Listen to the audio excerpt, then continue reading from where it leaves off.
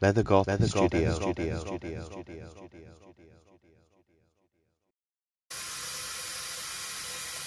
It's like a splash of blood, but just deliciousness.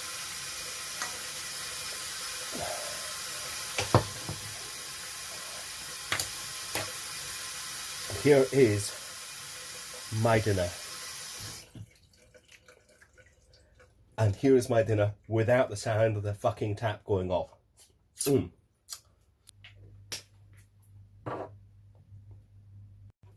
So, step one. I'm going to take all the moisture I can off it.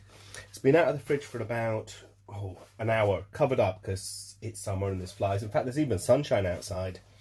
Not in my back garden, but outside in general. Yeah, so the first thing, I'm going to try and take all the moisture off that I can from it. It's been out of the fridge for an hour. I've already dried it once, but I'm going to dry it again. Oh god, that made yuck. Bit of rude sound.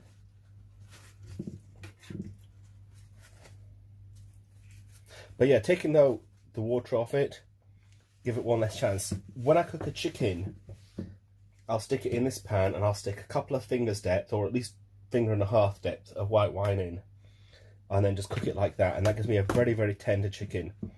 But duck's a very different meat. It has so much fat.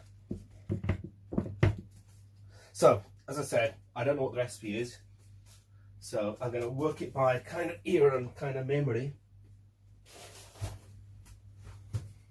Duck has fat. I want the fat to not be in the duck. I want the fat to come out of the duck. I'm going to cook it for an hour as a guess. I kind of thought hour and a half is going to be too long. It's simply going to be too long. So go for an hour. Check it in half an hour just in case. But so I want to get as much of the fat out of this as possible. I want it to maybe render down to make some sort of base to start making the cherry sauce out of, if I've got cherries again. So the first thing I'm going to do is I'm going to make holes in it with this incredibly sharp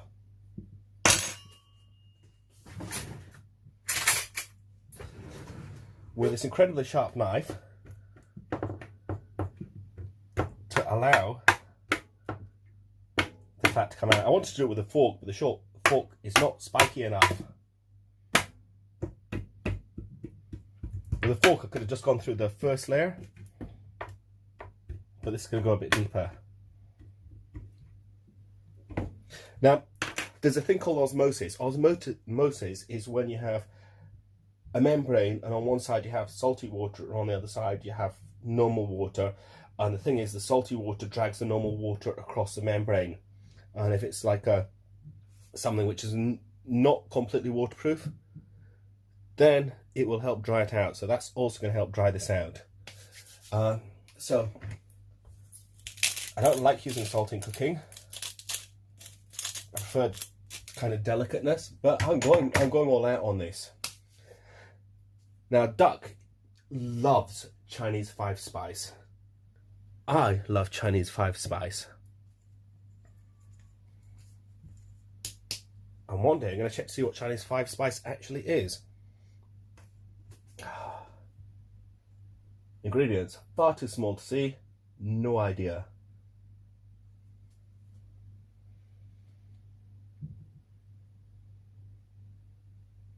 I'm giving a nice coating of 5-spice.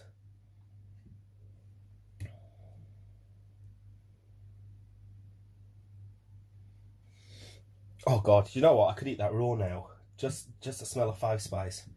I was going to stop putting 5-spice on, but you know, oh god, it's nice. So salt, 5-spice.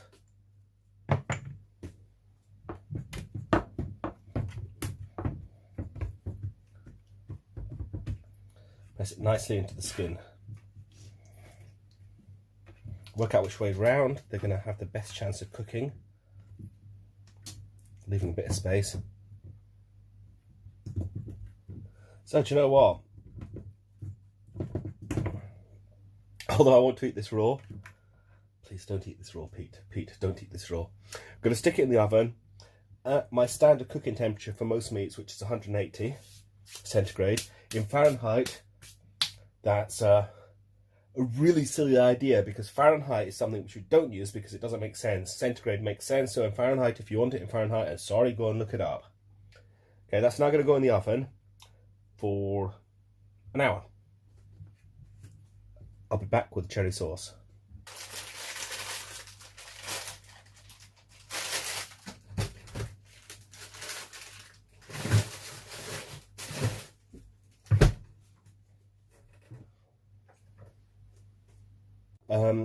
What would be nice if I had some red wine vinegar to go with that, because I'm going to put red wine in, and having red wine vinegar is something which I aspire to and haven't got any of.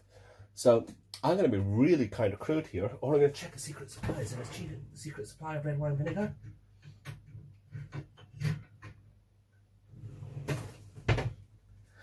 There is a secret supply of balsamic vinegar, which I have not used for years because I find balsamic vinegar tastes a little dirty. I must try and work out some recipes which will make it taste nice. But I'm just going to put a little bit of vinegar in here as a starter. Give it a little bit of bite. And some sugar to give it a little bit of sweetness.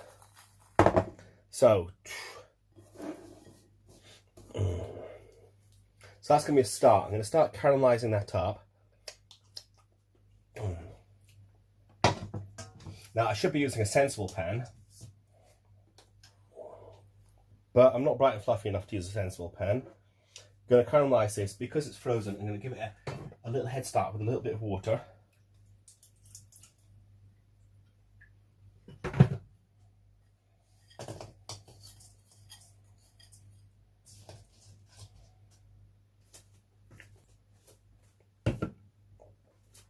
And that's the thing about summer, some flies in the house, which has a good side and a bad side. The good side is the spiders have something to eat. The bad side is they're going to annoy me whilst I'm cooking. Now these are pitted, which is dead good because it means I don't have to piss around pitting them. Oh, even at this stage, it's already beginning to smell like something nice. Now I'm going to have to puree this at some point, so if I'm going to make a proper sauce out of it. So I'm not sure how that works, but I don't think I'm going to stick a liquidizer in. Might just use a fork to break it down. Oh God, that is heaven already. I should have forgotten about the rest of it and just cook some cherries with some sugar and a bit of acid to go against them, and that would have been quite delicious enough.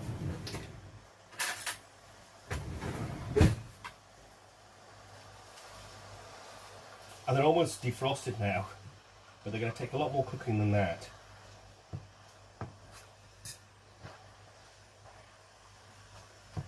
But seriously, if you've got space in the freezer, get some frozen strawberries, get some frozen cherries.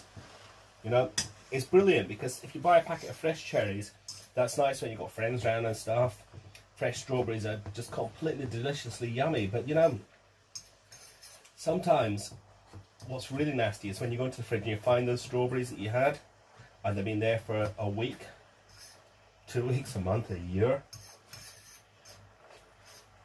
So having some frozen cherries and various frozen fruits is really nice. I've got some melon. I've no idea what the hell I'm going to do with frozen melon. Apparently people buy it for smoothies and stuff. I bought it because it was like, hey, it's melon, it's frozen. And I think I got that the last time I was out at a supermarket, which was months ago. So, I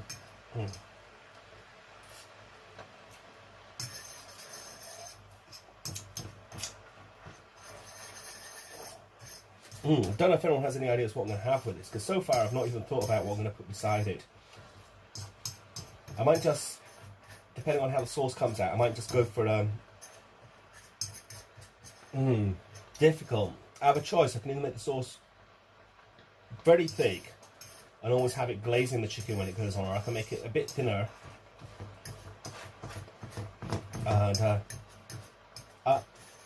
and make it almost like a gravy. Now, to make it like a gravy, I've got some frozen mashed potatoes, which I made yesterday for something else I was cooking. But because I'm a lazy cook, I cooked too many at the time, so that I have some left over. So the next time I had to go and do it, I wouldn't have to worry about it. And if you really want to deal with frozen with mashed potatoes, freeze the mashed potatoes after you made them. Put them in sandwich bags, make them flat, fold them in half if it's too big for a portion, stick them in the freezer.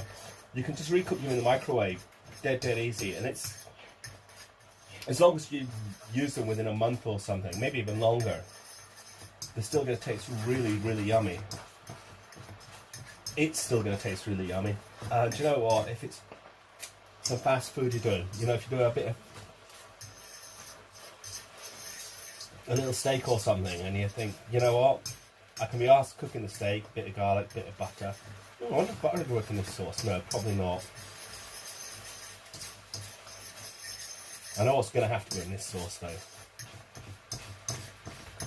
I'm going to get some red wine. I'm just going to finish up, maybe not completely pureeing, but mashing up. Now this has got sugar in, so when I take a taste of this, it's going to burn the inside of my mouth badly. So I have to watch for that, because I've done it before, because I'm a fucking idiot.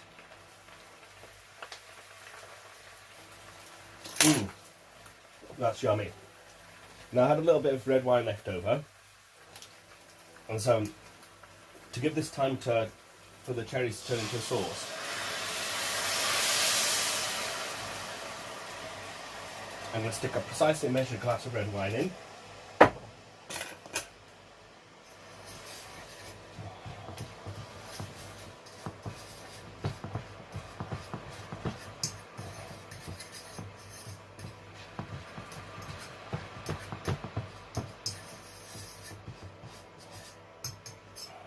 And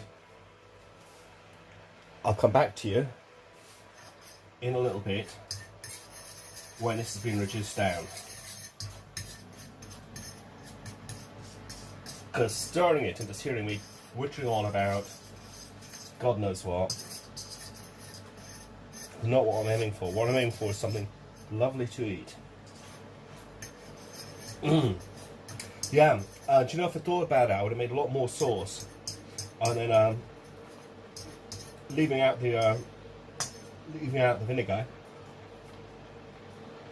Actually, even with the vinegar in, I could have made enough cherry sauce to save some by and have it with like ice cream and pancakes tonight, just now. But I've only made enough for what I'm cooking just now. If I'm really lucky, I'll find out I've got some left over, and that will be a delicious, absolutely yummy snack.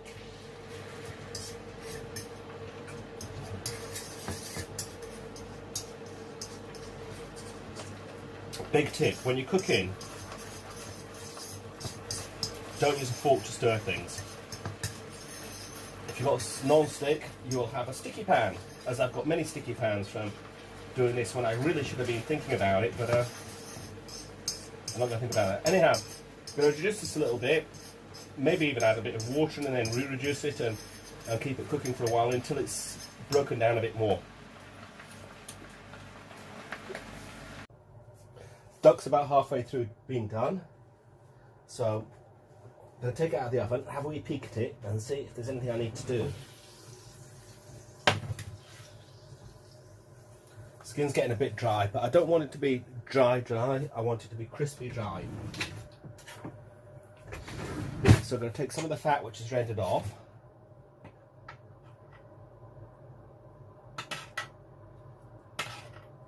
And just give it a little coating. Bizarrely, you could actually deep fry duck in duck fat and it comes out nice. I can't remember if they call it confit or something, is that right?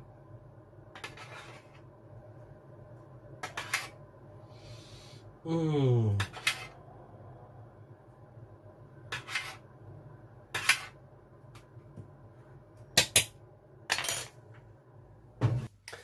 It's got a little darker. The duck's been in the oven for 1 hour. So I'm going to take it out, see if I like the look of it, then I'm going to leave it to rest. So let's see. Is this going to be yummy or is this going to be crispy? And when I say crispy, I mean burnt to hell. This is my problem with food. I get so excited and then I can lead myself up to disappointment. And here's the lack of disappointment. That looks fucking brilliant. So I'm going to take this out of the tray, put the tray somewhere over there, and leave this to rest for maybe about 5 minutes while I'm finishing up the sauce and get some mashed potatoes to go with it. Oh.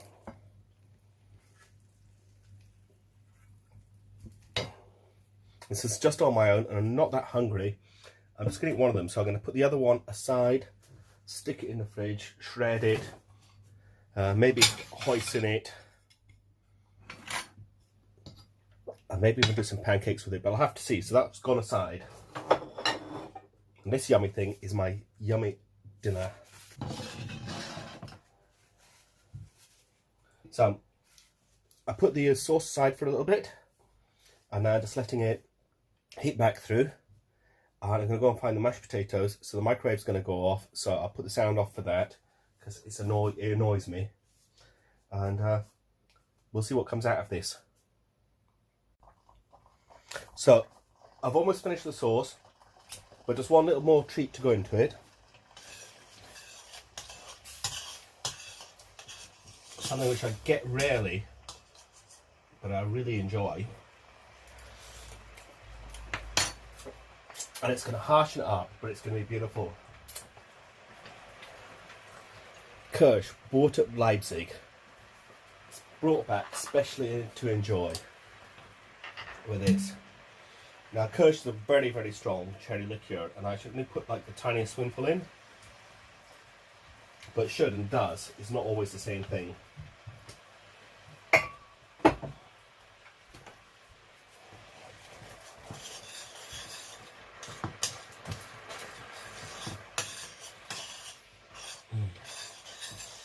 I'll just let that burn off for a minute.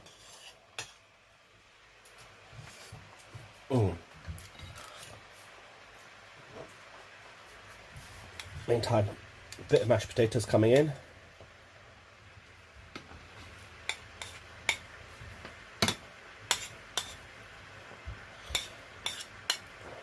And I'm not shaping them because I want there to be little holes in there for my fucking sauce.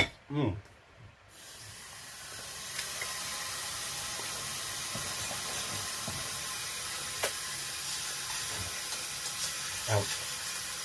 Remember when I said the sauce would be very hot? Because it's got sugar and stuff in. It's very hot. I just splashed myself with a bit. Oh gosh.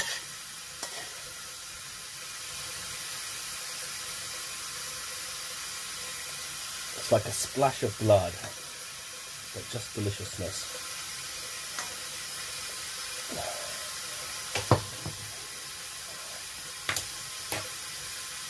Here is my dinner. And here is my dinner without the sound of the fucking tap going off. And even after an hour of cooking, the flesh is still lovely and soft. I'm going to have to cut that off. Oh my god. Yum.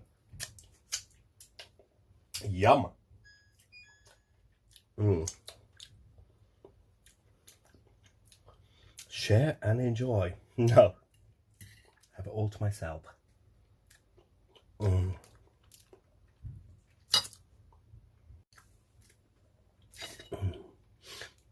not sure I want you to hear these sounds. I'm not sure you want to hear these sounds. But this is the sound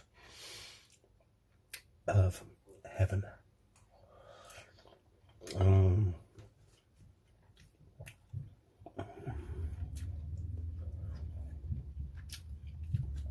I honestly didn't think it would work with mashed potatoes, but it fucking does. Mm.